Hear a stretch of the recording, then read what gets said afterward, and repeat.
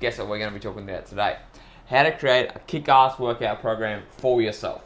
Now, when it comes to creating a kick-ass workout program for my clients, there's always a couple of things I like to go through my head first before I actually start building it. And this is going to be the same thing you can do when you first start to do it for yourself, right? So step one is looking at what is your reality at the moment. For you and your, what you want to achieve, you've actually got to think about in the moment, what is your reality? So sprains and pains. What injuries have you had in the past? What exercises upset you? What injuries have you occurred lately? Is there a reoccurring nagging thing? Is there an exercise that causes a pain or just doesn't feel right? Knowing these things first is going to determine what exercises you can and can't do straight off the bat. If you've got a shoulder injury or you've got a rotator cuff injury, you just can't overhead press, then that's going to be out straight away. So think about, first of all, what are your sprains and pains and what can you do, can't you do? Don't force anything you can't do. Once you go over your sprains and pains, then you've got how much time have you realistically got to work out? Is it half an hour? Is it an hour? Is it 45 minutes? Whatever it is, you've actually got to realistically know that the amount of workout you're going to be, the amount of time you have in the gym is going to determine how many exercises you can or can't do. Then it's also, how many days can you actually train? And this is realistically, not I would like to be able to train 5 or 6 days. This is how many days can you actually realistically train in the gym during the week. Like, if you can't make it on a Wednesday because you've got something on, then don't say, oh, maybe I could make a Wednesday. Just be realistic. If you can only train 3 days, then you can only train 3 days. Because remember, you're creating this for yourself. There's no point trying to over commit to something that you can't even do. Then we've also got goals. So goals are last for me because you've got to assess these things first, right? Like, yeah, okay, you can train 3 days a week, that's fine. But if his goals are like, I've got to know what his pains are, how much time he's got, how many days he can train before I actually think of his goals. And then you think about your goals. Is it fat loss? Is it muscle gain? Because at the end of the day, goals, when it comes to workout programs, aren't going to change a lot for people. There's going to be a few different variations, but these are going to be the most important things first. So basically, sprains and pains, how much time you've got, how many days you can train, what your goals are. You go through that, that's going to be the first starting point. Now, okay, so here we have got Fit Frank. So what we're going to do is we're going to go through this little thing itself. So, what's his reality? Pains and sprains. Currently, he has got none, and he's got no recurrent injuries that are going to stop him from doing any exercise in the gym. Fucking awesome. How much time has he got? He's got 45 minutes a day each time he goes to train. How many days can he realistically train? Realistically, 3. Occasionally, he might get in a 4th day, but I'm not going to factor that in for a workout routine. And his goal is fat loss. Frank wants to lose about 10 kilos, 22 pounds, okay? So now that I know that, next comes the exercise selection. So step 2 is creating the workout program. Now that we know how many days Frank has to work out, which is 3 days, we're going to focus on weight training for those 3 days. Why weight training? Because weight training should always be first. And that's simply because you're going to build lean muscle, which means you're going to burn more calories in the long run. You're going to increase your metabolism, and you're going to use resistance training, which is going to be the most beneficial thing for you too, right? So weight training always comes first. Now, with the optional day, he said he might be able to work out a 4th day, so that optional day is going to be cardio. But we always focus on the weight training first because that's going to give you the biggest bang for your buck, whether you want to gain lean muscle or whether you want to lose stubborn belly fat. Weight should be first because you can actually lose fat more from diet than the actual workout, right? So always weights 3 days a week first with an optional cardio 4th day. Let's say he had 6 days to work out. Well, if it was 6 days, it would still be 3 to 4 days of weight training. Then the other days are going to be cardio, okay? So you don't need more than 3 or 4 days in the gym in a week, right? So whether you have 7 days to work out, whether you have 4 days to work out, whatever it is, 3 to 4 days in the gym using weights is all you need, and the rest of the time is going to be cardio. Now remember, you are not a bodybuilder. You do not need to train one body part every single day because you can still make a lot better progress, not on drugs like you won't be, and also hitting your body parts more frequently. So what you're going to be looking at is a full body workout program if you can only hit the weights 3 times a week, right? So for Frank, he can only train with weights 3 times a week. The biggest bang for his buck is going to be hitting those muscle groups 3 times a week because it's going to be the best thing for him, right? So we always think about if you can only train 3 days a week, it's always going to be a full body workout every time you come in. And this means you're training all of your muscle groups in your body, because the more consistently you hit it, the stronger you're going to get, the more muscle you're going to build, the more lean muscle you're going to build, the increase of metabolism is going to go up, because you're using these big exercises that are going to hit all of your bodies. So we want to focus on the compound movements. Now, this is what I've learned over the years from a lot of my mentors, and it comes to 7 movement patterns that humans just use on a normal basis, right? So there's your squats, your hinges, your push, your pull, your lunge, your twist, and your carry, okay? They're going to be the 7 fundamental ones you want to go through. Now, if we're going to do a full body program 3 times a week, we want to use all these patterns in the program, okay? Now, there's a lot of different variations you can use. You know, you've got your squat, you got goblet squat, back squat, front squat, you got hinge, you got swings, deadlift, Romanian deadlift, you got a lot there, push, you've got overhead press, bench press, dumbbells, barbells, push-ups, pulls, you've got rows, chin-ups, lunges, walking, static, side lunges, twist, Russian twists. One of my clients' favorite exercise is pull-off press. Sam, I'm talking to you. And then you got carries, farmer's carries, overhead. So basically, what you want to do here is, if you're doing full body 3 times a week and you go off 7 movement patterns, squat, hinge, push, pull, lunge, twist, carry, and you do that for all 3 workouts, but you can change it up if you want. So let's say on day 1, you do goblet squat. On day 2, you do the back squat. On day 3, you do front squat. Do the same thing for hinge, for push, for pull, and you just research, different variations for these exercises. You can put together a fucking awesome workout that you do 3 times a week that's going to help you stay consistent and get you the best results. And that's basically what I'll do with most of my clients. If it's a 3-day weight training workout routine, I go through, okay, what's a good squat exercise? There's all the variations of a squat. What's the variations of a hinge, push, pull, lunge, twist? And then each time we stay with that for 6 weeks, then I can rotate it through to the next one. Now, do you need to have 3 different workout routines? Absolutely not. You can pick one. Let's say you go into the back squat, right? You want to get good at the back squat. Each time you come in, if you do the back squat 3 days a week, you're going to get strong at the back squat. You're going to build a lot of lean muscle, and you're going to get really, really good results, right? So you don't have to change it up if you don't want to. It's up to you what you want to do. But if you choose one of each of these things and go through the variation, it's a very, very simple, easy way to put through into a workout. I'm just going to show you right now. So let's say you're going to do back squat. Then you're going to do kettlebell swing. Then you're going to do overhead press. And let's say chin-ups. Followed by walking lunges.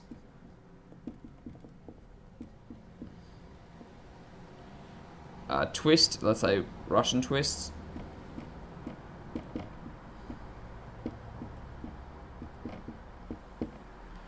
And farmer's carries.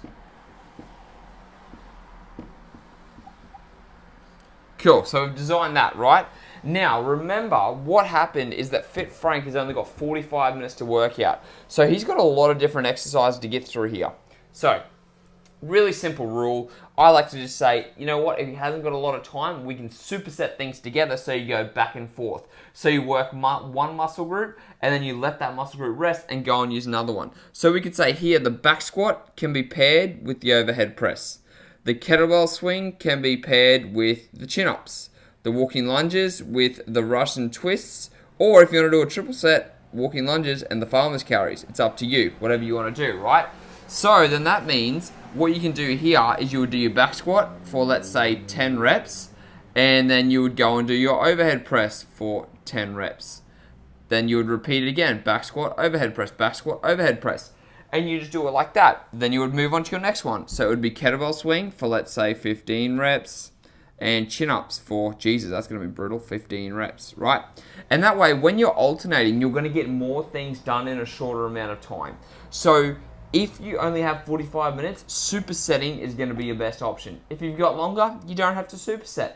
Now, what about rep ranges? What do we do for rep ranges? Honestly, it's not going to worry that much. It's not going to be that much. Choose anywhere with a rep range between 8 to 12. That's it. How many sets? 3 to 4. Easy. More reps. Less sets. Less reps. So let's say you were doing sets of 8, you would do 4 sets. If you're doing sets of 12, do 3 sets. Or do, it's easy as that. And you don't have to do high reps. You don't need high reps, okay? If you're trying to lose fat, you are definitely not going to need high repetitions. I'm telling you that much. So simply, all we've done here, we've chosen one of each exercise. We've decided that we're going to partner them together because you've only got a short amount of time to get through it all. And then let's say that you're going to do 3 sets of 10 reps for each exercise. You're in, you're doing it for 45 minutes, and you get out. And that's really how you can create a kick-ass workout for yourself. It doesn't have to be crazy. You don't have to add in all these things. It's really, really simple. Now, if you're shorter on time, what I would recommend you do is you can do 3 at a time. So you can do back squat to overhead press to walking lunges. Then repeat, just like that. So it depends on how much time you've got. But honestly, if you set it up like that, it doesn't have to get that much more complicated. It really doesn't. I promise you that. Like all these crazy things that people are giving you, the basics work for a reason. The basics have always worked. If you look at some of the fittest guys who train with weights, they stick with the things like the squats, the deadlifts, the bench press and the overhead press, chin-ups and rows, lunges. Not everyone does lunges or twists. Like these are kind of optional things. But these 4 fundamentals have stood the test of time the whole time. So it's really simple to create a simple workout. Figure out your goals first, the reality. Decide how many days you've got. Then it comes to the workout routine. You choose your 7 patterns. You decide what you want to do. You decide on the rep range, anywhere between 8 to 12. You decide on the sets, anywhere between 3 to 4. Remember, more reps, less sets. Less sets, more reps. It's up to you. And there, you can put together your own workout yourself. Do you want 3 days a week? You do this. It's as simple as that, guys. I hope that was helpful. Make sure you stick with it. Now, if you train for 4 days instead of 3, and they're like, oh, I want to do weights 4 days. Well then, we would look at an upper body and lower body approach. That means, let's say you can train Monday, Tuesday, Thursday, Friday. You would go upper, lower, okay? So that way you're hitting all your muscle groups twice a week. Now, with the upper body program, of course, it's going to be everything from above the abs, let's say, right? Above the belly button. So you've got your push and pulls, which means you've got the bench press, the overhead press, the bent over rows, the chin-ups, all the upper body movements you're going to be able to do, right? Then you've got the lower stuff. So your squat, your hinge, your lunges, what we talked about before. That would be like your barbell squats, your deadlifts, your Romanian deadlifts, your kettlebell swings, walking lunges, static lunges, all those type leg extensions, leg press, they're all going to come under this area here, okay? So if you've got 4 days, you're going to want to split that up into 2 upper body days and then 2 lower body days. And you're going to apply the same principle as before. So if you're short on time, you can superset a push with a pull. So you can superset bench with rows. You can superset chin-ups with overhead press. It's going to be a bit harder when you do your lower body stuff because, man, lower body stuff is fatiguing. But if you're short on time, that's what you're going to do. You want to superset. And again, we just do either 4 sets of 8 reps if you're looking to get stronger type of thing. Or you could do 3 sets of 10 to 12 reps, depending on how much time you've got. It's a really, really simple approach. Again, you've got bench press, barbell bench press, incline bench press, dumbbell bench press, decline bench press, bent over rows, upright rows, seated rows, cable rows. You've got a lot of different options out there, so you just want to look up the variables so you can change it around. or you can stick to the basics. It really doesn't matter. But like I said, like, you know, let's say you're trying to create it for yourself. You're like, oh, I've got the bench press. Go on Google, bench press variations. Then it will tell you dumbbells, incline, decline. It'll give you a whole bunch of examples to go from there. And you can do the exact same thing. That way you can create your own workout routine. And the exact same thing goes for the lower body stuff. You look up what type of squats are there. You'll learn there's goblet squats, back squats, front squats, Zercher squats, box squats. You're going to have a whole bunch of things to choose from. That way you can constantly change your routine for yourself and you can never get bored of it.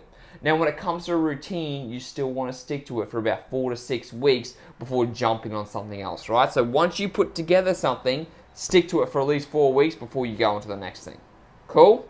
Now, I've got here abs. So abs can go on any day you want to put it on because it doesn't really fall in the upper body, lower body thing. You could do like, let's say, the top of your abs, Russian twist, pull-off press and stuff on this day, and then laying leg raises and things like that on the other day. It doesn't really matter. It depends on what's going to suit you most of all, what's going to be more beneficial for you. Now with the carries, I would suggest doing a carry on an upper body day since you're actually carrying the weight. And then with the, what's the other one I was talking to you guys about before? Twisting, you could do the twisting here, okay? So you could do actually abs on this day if you wanted to, and carries on this day. So you're still hitting all those movement patterns. But at the end of the day, it's all what's going to depend on you. So if you have 4 days, you split it up to upper, lower, you choose your exercises, you decide whether you need to superset it or not. Always stick with the compound movements so they use all your body weight, so they use all your muscles more. Then you decide, are you going to do 4 to 8 reps? Are you going to do 10 to 12 reps? Are you going to do 4 sets? Are you going to do 3 sets? It's that simple. You can put together yourself a really kick-ass workout program just by going over these fundamentals, right? So you decide how many days you've got to train with weights. You decide whether it's going to be full body, if it's going to be 3 days, or if it's going to be an upper, lower program. Then you put together the amount of exercise you can do in the time you have, whether it be 45 minutes for an hour. You pick your rep range, and you're as good as gold. Frank's pretty happy with that, I think. Now let's talk about cardio, right? So when it comes to cardio, what's better, HIIT or LISS? And the answer, it doesn't fucking matter. Which one are you going to be able to stick to and which one do you find more enjoyable? Some days I like to do low intensity. Other days I like to do high intensity. And it's your choice at the end of the day. One is not going to burn more fat than the other. I'll tell you what, time-wise, HIIT is more efficient. But if you have more time, LISS is going to help you recover more. So it really depends on you. If you're short on time or you like to smash it hard, then maybe HIIT is a better option for you. But if you just want to, like, you know, walk on the treadmill on an incline and watch some Netflix, maybe LISS is better for you. But it all depends on how much time you've got first of all, right? So, like, you know, like time-wise, if you're short on time, just go for the HIIT, okay? If you've got longer time, go for the low intensity if you want, or you can still go for the HIIT, it's just up to you. So when it comes to HIIT training, I want to keep it really, really simple. Number one, you pick a piece of equipment. A cardio bike, an elliptical, a treadmill, who gives a shit? Whatever you like to do. Pick something you can stick to, first of all. Then you either choose 20 seconds on, 40 seconds off, or 30 on, 30 off. That's it. That's really, really simple. Don't get caught up in all these crazy, you know, you got to do this, and then you go fast, and then slow, and then blah, blah, blah. You just choose a really, really, like the basics work, remember? So 20 seconds on, 40 seconds off. You need a longer recovery when you're doing high intensity training because you need to be going all out in that 20 seconds. If you think you can go 40 seconds for as hard as you can, and then you go 20 seconds easy, like if you do the opposite of this, there is no chance in hell you can give 40 seconds and then recover in 20 seconds. It's actually been shown that you cannot do that. You may feel like that, but you can't. So choose for the hard as you can for a certain amount of time, a shorter time, and then you recover. Or you do equal, 30-30, right? For low intensity, it's continuous. It's doing something you don't have to change. You know, you don't have to go fast or slow or anything like that. It's just that continuous pace that's going to get the heart rate up a little bit, nothing crazy, but something you can maintain for 40 to 60 minutes. If you're doing something you can only last for 20 minutes, that's not low intensity cardio, right? So you've got your low intensity or you've got your high intensity. You do your 30 on, 30 off, you do your 20, 40, then you repeat this for as many times as you can. So if you've got 10 minutes, you fucking smash it for 10 minutes. If you've got 15 or 20 minutes, then you fucking smash it for that whole time, and you will feel like high intensity, like, I don't want to go back to high intensity. But the low intensity, you just go, all right, I've got an hour, I'm just going to power on, and I'm just going to keep going and going and going. And that's basically how you cover cardio. So cardio, whatever other days you don't have from the 3 or 4 days of weight training, that is going to be the best bang for your buck.